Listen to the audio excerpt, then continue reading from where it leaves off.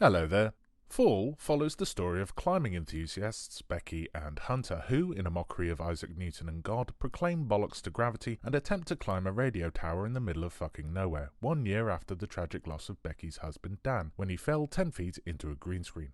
Struggling with loss, Becky is dragged up the tower by her adventure-seeking live-streaming friend to scatter Dan's ashes at the top, only to have the ladder collapse on them the moment they tried to go back, stranding them both at the top, while Isaac Newton and God high-five in the background. What follows is a desperate struggle to survive, to stave off thirst and starvation, the circling vultures, and gravity itself, whilst trying to find either a way down or a way to call for help without getting themselves deaded in the process. Credits. Fall mostly looks good, as long as they're looking horizontally. They filmed a real radio tower for the wide shot and recreated the top portion on a nearby mountain to give the feeling of height with the actors while only being 100 feet off the ground. Things fall apart, pun completely intended, whenever they look down and we see an obvious green screen and a low-res, slightly blurred Google Earth image. That said, the overall package is close enough that you feel uncomfortable whenever they stand too close to the edge, which they keep fucking doing, as most of the tension comes not from the situation itself, but from the sense they're about to do something unnecessarily dumb, and I swear they should have died 20 times during this thing. Now, I hate heights, and I respect gravity. The ground is where my stuff is, so that's where I stay. I once had a panic attack halfway up a windmill. Not one of these ones. One of these ones. So I openly confess that I know shit all about climbing, yet even I know that these two are woefully unprepared for the climb in this movie. First off, they only have one bag between them, and no provisions besides a single bottle of water that has no loops or hooks on it, so if they dropped it, they'd be stuffed. The same goes for their phones, which are just in their pockets and miraculously stay there. They also only have one rope and never use it for anything useful. During the climb up, they use it to tether themselves to each other and nothing else. So if one slipped, they'd both be fucked.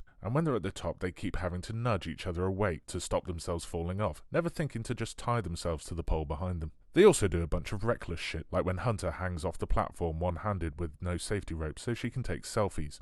Nope, you're dead. Then she goads Becky into doing not only the same, but slightly worse, hanging one-handed from Hunter's sweaty hand, again to take selfies. Nope, you're dead. Their biggest sin, however, is not telling anyone where they're going. The only ones who know they're up there are Hunter's Instagram followers, who are faceless internet people, so who gives a shit, and maybe the waitress at the diner from whom they ask directions to the tower, but don't actually inform that they're climbing it, and if they're not back in a day, please send help. Then there's the magic iPhones, which not only change models between camera angles, but have batteries that last 4 full days despite them constantly messaging, Instagramming, live streaming, bittersweet memory watching, drone piloting, light signaling, and vultures scaring the whole time they're up there.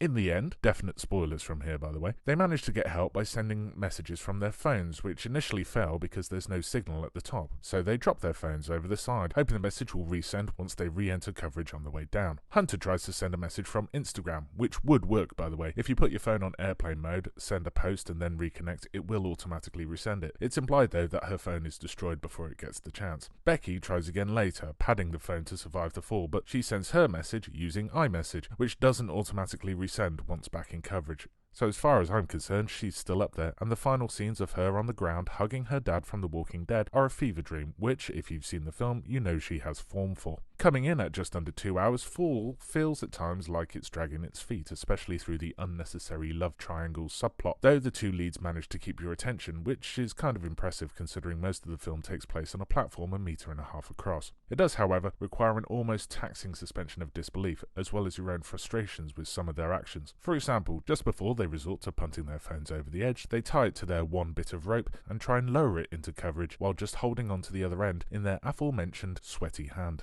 It's a rope, tie it to your wrist, tie it to your ankle, tie it to anything, you fucking ding-dong. So, while there is fun and butt-clenching to be had, if you don't like your movie-going experience to be 2 hours of shouting, don't do that, you melon. Maybe give this one a miss. And if you're into climbing, I can kind of tell that this will annoy you. At time of writing, Fall is on Netflix in the UK before inevitably moving to Lionsgate Plus, never to be seen again. As for a score, I give this film 2 pieces of rope, each of which are twice as long as they are in the middle.